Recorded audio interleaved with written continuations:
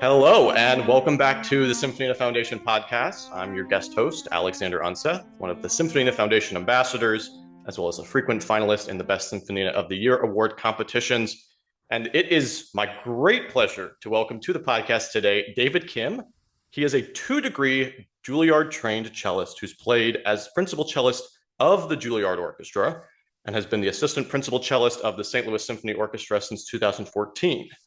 He has a strong commitment to the youth and also serves as a teacher through the Community Music School of Webster University and the St. Louis Symphony Youth Orchestra. So it's, again, my great pleasure to welcome to the podcast, David. How are you doing today? I'm doing very well. I'm very, very excited to be here. And thank you, Alexander, for having me. It's really my great pleasure. It's kind of a full circle moment. I actually was a cello student of David from, I believe it was 2017 to 2021. So had 4 years with him, but certainly have a little bias to the instrument with cello, but really want to get into sort of how you got started on the cello, David, and to what degree you had any sort of choice over that. Is the cello something you wanted to play since the beginning, or were there sort of the forces that be, aka the parents? Cello was definitely not something that I wanted to do on my own. That was definitely coming from my parents. My Korean parents kind of grew up in a world where music education was, I would say, quite a bit more important than it would be in the United States had they been growing up in the United States. So, just because they were here in the country, they still had a very strong interest in their kids being musically educated. So when I think I was about 4, I was not interested in cello music or anything. I was like most 4-year-old boys growing up in Texas, which is, at least for me, I was more interested in kicking soccer balls outside than learning a new instrument. So I basically got dragged into it. The way it started for me was actually a teaching demonstration for a teacher, and it was through the Suzuki method. And her name's Tanya Carey, wonderful teacher. She was being evaluated by a panel of other Suzuki teachers just to see how well she could teach a 4-year-old kid who had zero training or even at any practice time at all with an instrument. So that was literally my first cello lesson.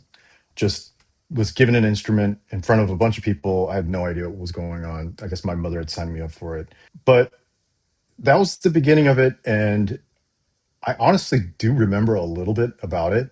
And what I do remember from it is mostly positive. I remember it being something that was not scary. I felt very comfortable. It was something that was kind of fun, actually. And the, I guess, kind of thoughts that I had in my mind that led me to think, no, I don't want to do this, that just kind of quickly went away throughout that whole process.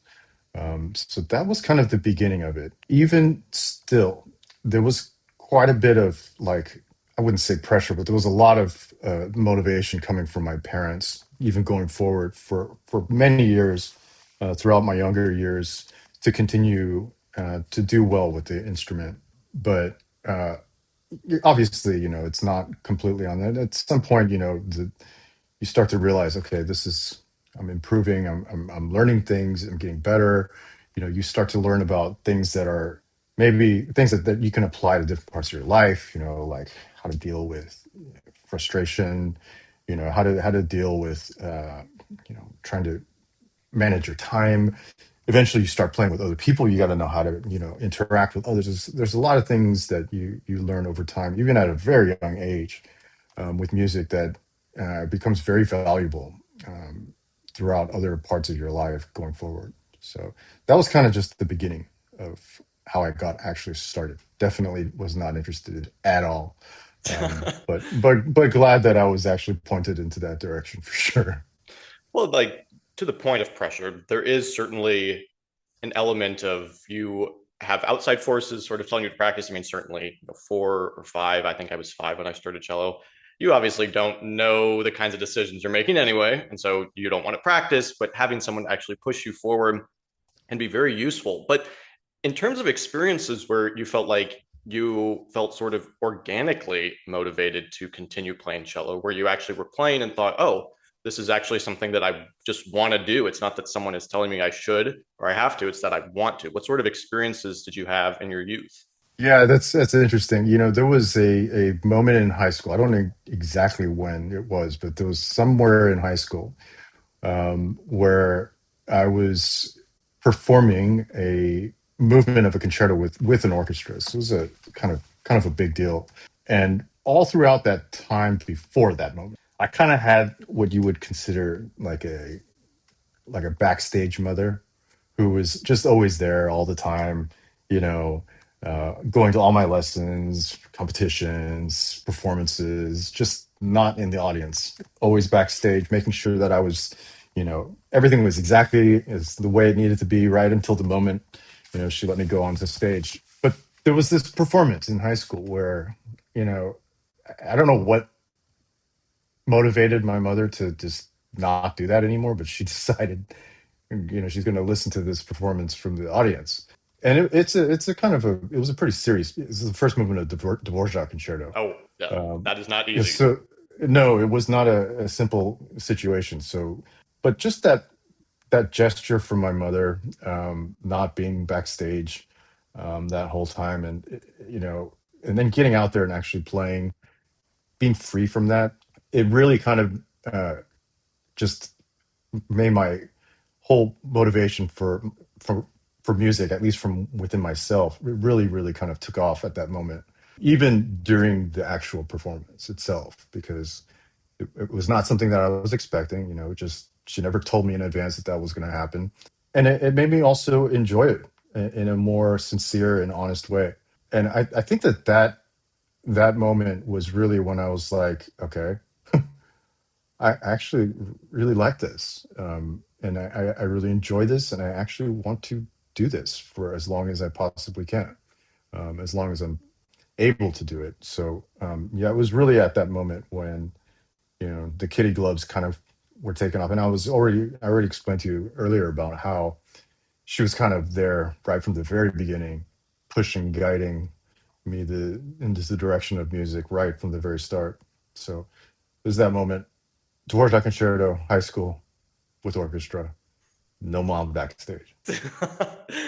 Do you feel like like in that performance, you actually felt like emotionally changed? You played the piece in a different way than you did before because of like that event? Do you think it affected your playing?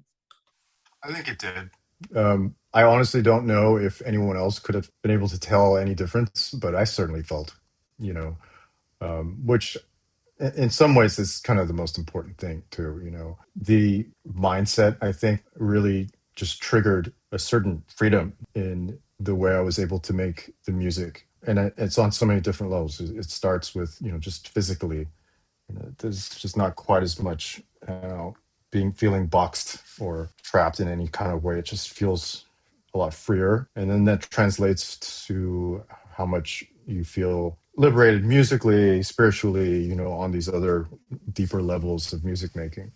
So yeah, I do think that changed the way I play it for sure. So that's obviously from the soloist's perspective, there obviously is a very large difference between being a soloist and then playing in, say, an ensemble, small ensemble, very large ensemble. Did you feel always drawn to this sort of soloist perspective? I mean, certainly, I'm sure you had a lot of recitals, which certainly put you as the soloist. But did you ever feel drawn to be a soloist versus an ensemble player at any point in your life, or do you feel like you felt both of them sort of organically? That's a very interesting one. So I always feel that to have success long term, especially for somebody like a cellist, you gotta learn how to be basically a soloist in the early stages of your education. That's how you get good, so that you can actually be better when you are placed in an ensemble type of situation. People that don't spend the time that it takes to make themselves as the best version of them as possible as just a individual player, they're just it's going to be it's just going to they're not going to really fully tap into themselves. So I really believe that the individual has to take care of their own solo playing as much as they possibly can before they can kind of venture out into ensemble playing. Now, for me, obviously, I did do that as a child, as a even, throughout junior high and most of high school. But once the ensemble playing started to become a little bit more advanced, like if it was like a string quartet at Juilliard, or if it was like my first experiences with a professional orchestra or something like that, I started to really enjoy that too. And I was happy that I was able to play these wickedly difficult things, because I had the training of my own individual playing. But what's interesting is that when I was at school in Juilliard, I started to realize that my real, true love of playing the cello actually came with being in a chamber music group. Smaller ensembles is what, like, basically a chamber musician at heart. That's what I really enjoy doing. If I didn't have to worry about anything and I just wanted to just play music and not have to worry about it, that's probably what I would do. But, there are, things that you have in life that may not be able to, you may not be able to take that path. I was actually given an opportunity to play in a very prestigious string quartet coming straight out of school. And as much as I wanted to do it, I had to decline it because I knew that I didn't want to be married to the same three people. It's you got to take the good and the bad, and I knew that when one person is just acting like a jerk that day for whatever reason, it's not just one person; it's 25% of the entire group. So that's Wow. significant. If you go into an orchestra and one person's acting like a jerk, that's like a much lower percentage. If you have 25% of the orchestras acting like that, obviously that's a big deal. And that's just kind of thing, at least in most orchestras, I would imagine that kind of thing doesn't really happen. So the kind of, I guess, civility of a larger ensemble is really what made me kind of be attracted to that in terms of a long-term musical goal, health, all that stuff. So Wow. yeah, it's not my first choice. Like I said, in an ideal world, it wouldn't be. But all things considered, and with a healthy dose of realistic expectations, the large orchestra ensemble has always been something that I would have preferred to do from the beginning. That is such a fascinating point that I've never even considered. That, of course, I mean, it is like a group project, and you think about like you have fewer people involved in it. The arguments are larger, but they're also less contained because, like, at least with an Yeah, orchestra, you have a conductor who can sort of silence any sort of problem just by saying, that's too bad. It's my interpretation, and you're going to play it that way. But right. so you obviously do both in your current capacity, and since you are a teacher, which is sort of a soloistic opportunity just from a very different lens. But in sort of the same line of questioning, did you always feel drawn to become a teacher? Or did you feel like as your musical journey was progressing, it was bound to happen, or it sort of happened even when you sort of didn't expect it? I think it's kind of all of the above, to be honest. Again, growing up, the teachers that I had, the ones that I was looking up to, they were like principal cello in the Dallas Symphony or the Los Angeles Philharmonic, and they had a teaching position at a major university in the area. They were also active chamber musicians. They did just a little bit of everything, played solos. Like they just did a little bit of everything. So that's always kind of like what I looked up to as something that I would like have to have done. So in terms of my own personal teaching journey in St. Louis, again, this was something that I always kind of sought out to do. When I first got here, it just wasn't something that really happened. I don't know why. I don't know why it didn't happen. I don't know why it should have happened or any of that. But for the first, I don't know, 10, 15 years of my time in St. Louis, I basically didn't teach at all. And it wasn't because I turned it down or anything like that. It's just nobody called, basically. And then that all changed kind of suddenly. And Alex, you're kind of part of that. So I got this group of kids, including you and others like Adam Zhao and Madeline, Jacob Hinton. There was a small group of you guys who suddenly just started studying with me. And this was coming from like not teaching basically at all. And I feel like with each and every one of you guys, there was actually quite a bit of success for both, for the student and for the teacher. You guys were going off and like getting into YO and all states and doing this and that. It was great. And when parents and other students, when they see stuff like that, they're like, "Can I take a lesson from you too?" So that ever since then, it's been like that. People have been like, I don't go out of my way. I don't go knocking on people's doors. I don't do any of that. They just come to me for some reason, and a lot of it has to do with you and your colleagues. Well, and by that, I mean, it sort of was one singular person. It was Mary Lou Gottman, who worked at the Right. Community Music School of Webster University, and who also was my teacher, who would send a lot of students over to you. But you mentioned YO, which is the youth orchestra that's associated with the St. Louis Symphony. And there certainly are a lot of different kids in there. I mean, it essentially is a full size orchestra, just looking to the youth. But there is this side by side program that the St. Louis Symphony Orchestra does, where people like you come in and then sit quite literally side by side with someone in the youth orchestra and play. Do you feel like that has been sort of an influence in your teaching? Is that sort of a teaching progression? Do you feel like you're acting as a teacher in these side by sides, or you're just a player? Yeah, it's interesting because even when I was a student, we had this very similar side by sides as well, and so I kind of know the perspective of both being the student as well as being on the professional symphony orchestra musician side as well. So yeah, as a student, it was so exciting for me. I remember to be able to play with the Dallas Symphony musicians, and that's something that I always try to remember whenever I sit on the other side as an SLSO cellist. I know these kids are probably pretty excited too, to be given this type of opportunity. I personally like to be both a good example as a player, to just be able to do whatever it is that I need to do as a cellist without having to say anything, really, just by example. I don't take those side by sides lightly. I tried to come prepared, and I tried to have an idea of what difficulties might come up in the repertoire that we're playing. So yeah, and then as a teacher too, like there are definitely some things that I will have in the back of my mind as like sort of default things that I know are just going to be okay. We're going to have to go over this. We're going to have to talk about that, and they're probably going to make this mistake or whatever. There's some things that I've already got kind of like pre-registered in my mind, but I've never been the one, never been the type of person who will just go with whatever those points are in my mind. There are obviously things that can be very flexible.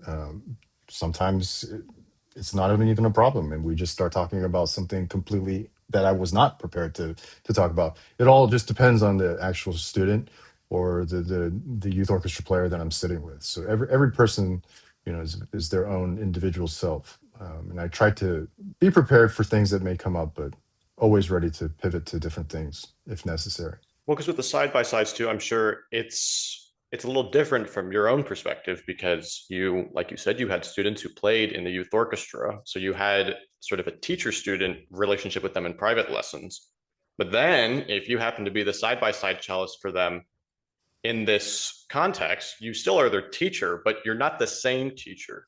Do you feel like your teaching style naturally sort of evolved in those kinds of situations, or did you feel like you were the same sort of cellist in both situations? Yeah, it's always, if I have a student that would bring, let's say, like the first page of an orchestral work to a lesson for like 4 weeks straight, and we just went over every single detail, and I gave them all these pointers and tips and advice, whatever.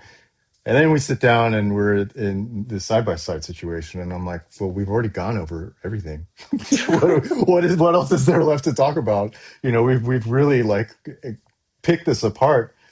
So what's cool about that situation is, yeah, I could easily just be like, what are you having for dinner tonight, or start talking about something that's completely unrelated because we've already gone over.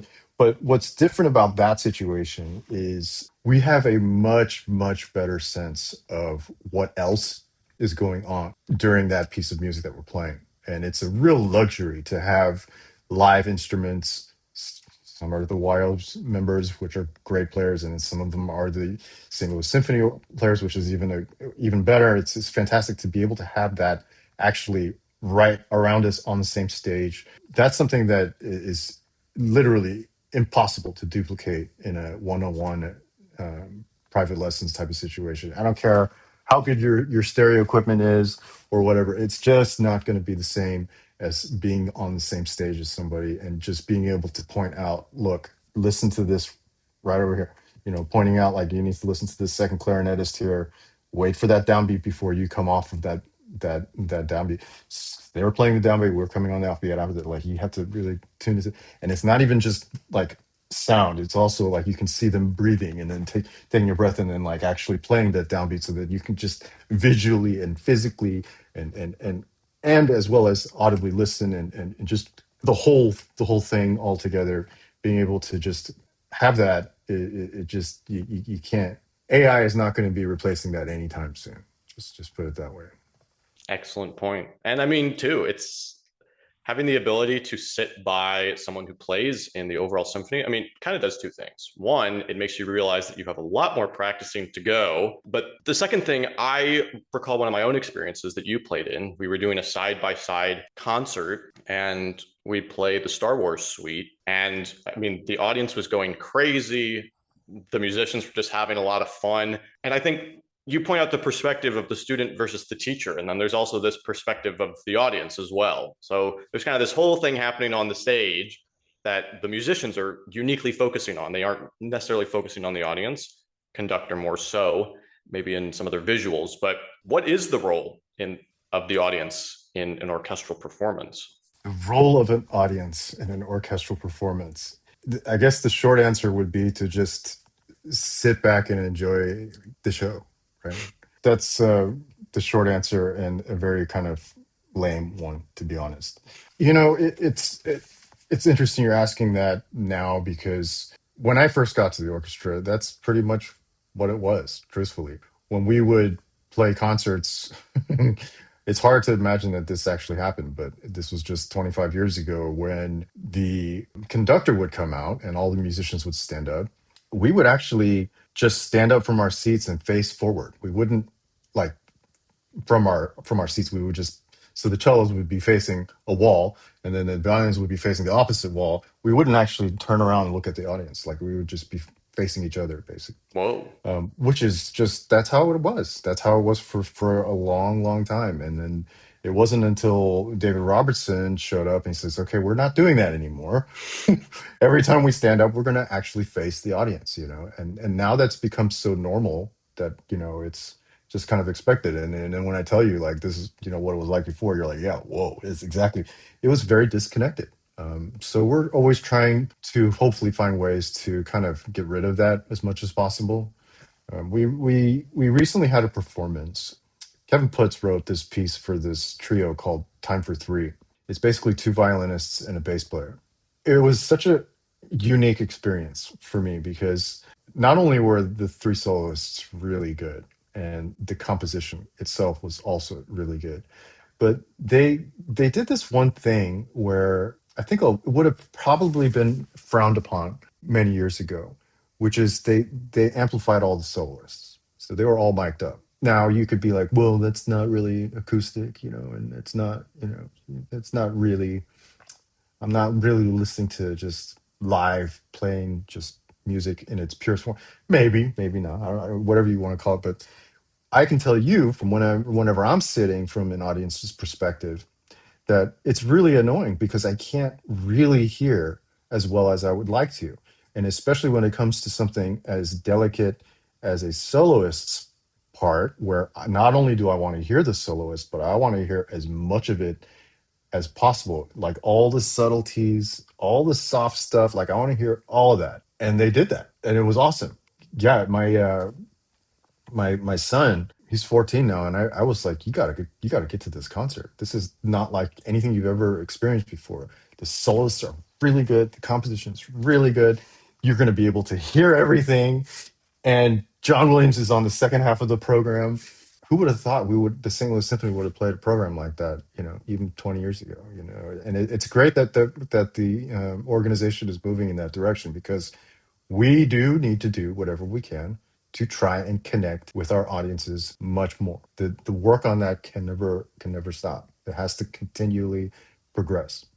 What do you feel like is happening that tends to resonate with audiences that can happen at the orchestral level, could even be at the St. Louis Symphony level? What are things you've seen where you see this high audience turnout, but also high audience engagement? They actually really seem to be involved with the performance. The first thing I would say is we can't program John Williams for every single concert.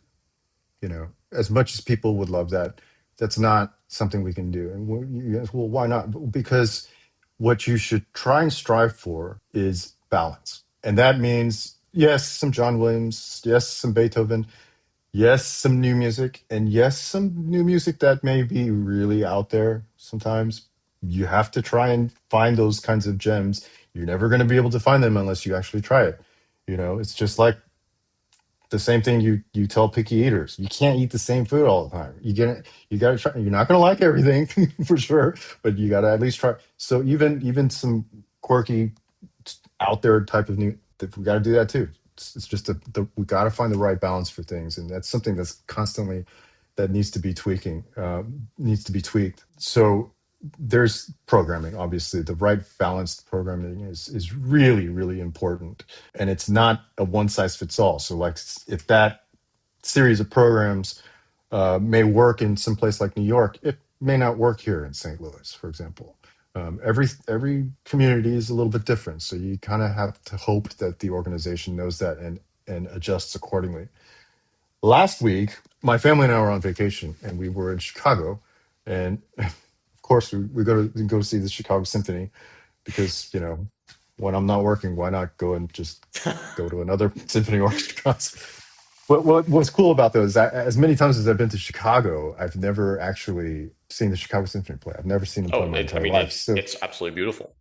it's wonderful. It was absolutely wonderful. I totally agree. The main reason why we went was because of Riccardo Muti, and I think he's like into his 80s now, and I'm like, if I don't make the effort to go see this guy, I don't know if I'm ever going to get a chance. So he was conducting, and because he was conducting, I was like, okay, what about these seats back here?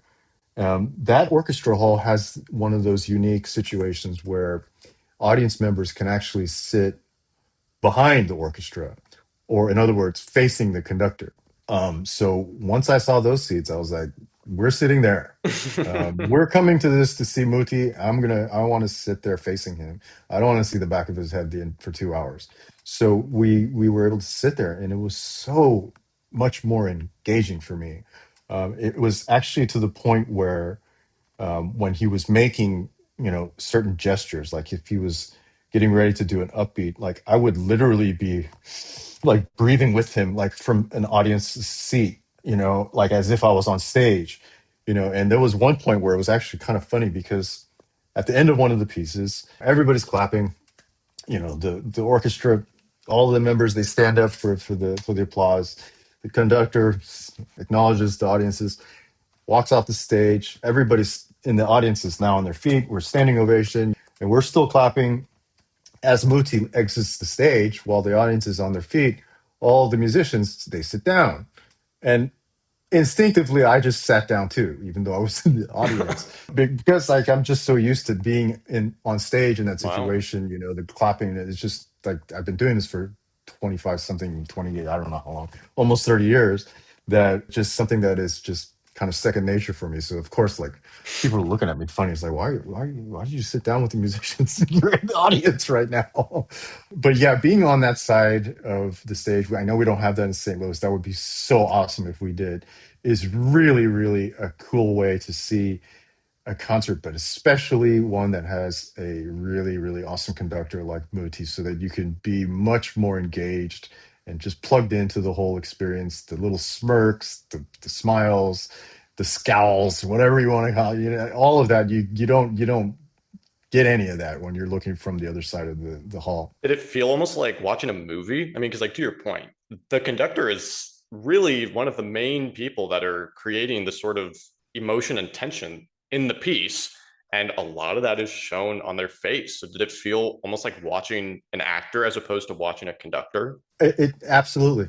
It had a more cinematic feel to it. Actually, I was a little worried that before the concert, we had a pretty tiring day, a pretty big dinner. I probably shouldn't have eaten as much. I was worried that I was going to be kind of tired, get a little bit sleepy during the concert. But I mean, just so I was not at all as tired and as sleepy as I was. I was just so like it was impossible to be sleepy or tired during a situation like that. Wow. It just really felt like you say. It was almost like a movie. There was an actual, real strong visual aspect to it. Yeah, it was wonderful. If I ever had an opportunity to do that again, or whether it's Chicago or some other hall that has those kinds of seats, that is the way to go for sure. And having a conductor like Muti, who is very expressive, it certainly feels very, very much like a visual part is very important to that whole experience. Well, I just want to say it has been such a pleasure to be able to speak to you again, David.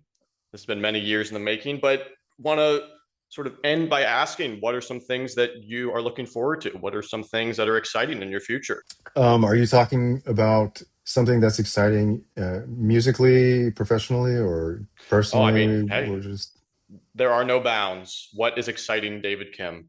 now that I'm at the over 50 age group in my life, the one thing that I feel like I really look forward to is traveling. It's something that I never really actually liked doing for most of my life. Only until maybe the last 5 years or so that I start to actually really have this desire and appreciation for travel.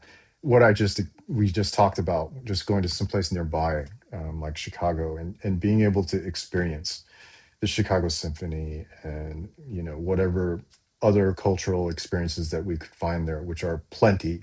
Whether it's their music, if it's their cuisine, their parks, their sports teams. I mean, there's so many things that we can experience that we can't do here. I mean, we can, but it's a different city, so it's a different flavor. It's a different music director. It's a different orchestra. It's a different hot dog. So that's something that I really enjoy doing. And this summer we have quite a bit of travel planned. We're going to Asia. I'm going to go to Wow. Korea, which I've been there a few times, but we're also going to go to Taiwan, which I've never experienced. I'm really excited about that. So yeah, traveling in the summer is something that I'm really looking forward to. Also, by the way, that same Chicago trip, I can't leave this out. The day after the Muti Chicago Symphony performance, we had an opportunity to go and see Yo-Yo Ma. Oh, oh, rub it And it in. wasn't it wasn't just Yo-Yo Ma. It was literally a solo recital. There was no accompanist. It was just a chair, a man, and his cello. And Oh, that's it. man. And it was incredible. It was absolutely incredible. I don't know how many more opportunities we're going to have to see him live like that, but I am very, very thankful that we got to experience that. My wallet, not so thankful because it was not cheap, but I would not hesitate to do that again because it was just the experience. My wife, also a dedicated musician, never actually experienced Yo-Yo Ma live before. My son, he's Wow. 14 now. He's been playing cello since he was about five or so. So he has a pretty good idea of what's going on now. And that was just an incredible experience again while traveling. So I mean Wow. that's something that I love to do. St. Louis is great. I love it. But there are a lot of other places in this world that I'd like to keep exploring. Yeah, no, the Yo-Yo Ma thing takes me back to when he did the six cello suites at the proms, and it was just him on the stage playing Bach. Very, very, unique experience. But I mean, talk about someone with an expressive face and expressive body. Yeah. He puts on a show, and it's just he is an incredible person to watch. Completely agree. That same exact hall. You could have sat in those same seats I was talking about during the Muti concert. I'm like, nope. I gotta sit on the other side Of because I can't see course. his Of face. course. I mean, it's like watching a piece of art in action being created. It's incredible. Yes. But just want to thank you again, David. Thank you very much for taking the time to come on. And for all other podcast episodes, you can visit the Symphonina Foundation website at www.symphonina.org. We'll see you next time.